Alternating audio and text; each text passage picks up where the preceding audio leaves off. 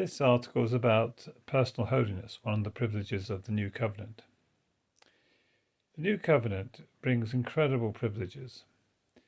Jesus said that least of the children of the kingdom of heaven would be greater than the greatest Old Testament saint.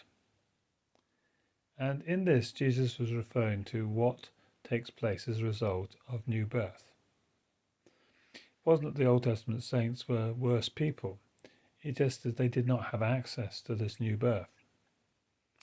And what are one of the privileges of this new birth, this new covenant, as it were? It's that we could experience personal holiness. Now, in terms of personal holiness, this is a real sense that one has got the righteousness of Christ, not just imputed to us, but also to some extent imparted to us. Now, to what extent that can be realized in our lives is, I think, quite an interesting issue worthy of discussion. And I think Christians have a range of opinions on this. And I honour both sides of the argument on this. I'm not particularly wanting to push one side or the other. But I do think both sides need to be heard. One tends to suggest that we live with our original sin, and that dogs us in a sense for the rest of our lives, and we have to daily come to God for help in this. And the other one says that actually God has dealt with original sin, and that we can live in the experience of victory. I have a feeling the actual truth is somewhere between the two of these two.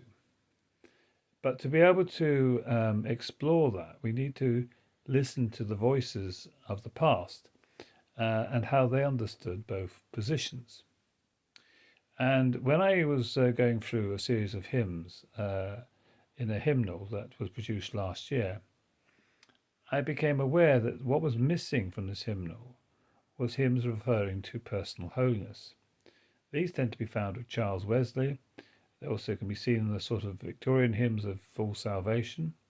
But these are the hymns that kind of refer to victory that we can experience here and now. And I felt that that's really not appropriate, that I think we ought to hear the voices of those who say that life is going to be a real struggle and those who say there will be victory. And then we can, as it were, come to God and really work out, as Paul says, our salvation with fear and trembling. But at least we're informed of both sides of the argument. And so I do think when choosing hymns, we need to make sure that we are representing both sides of this argument on personal holiness. Well, thank you for listening.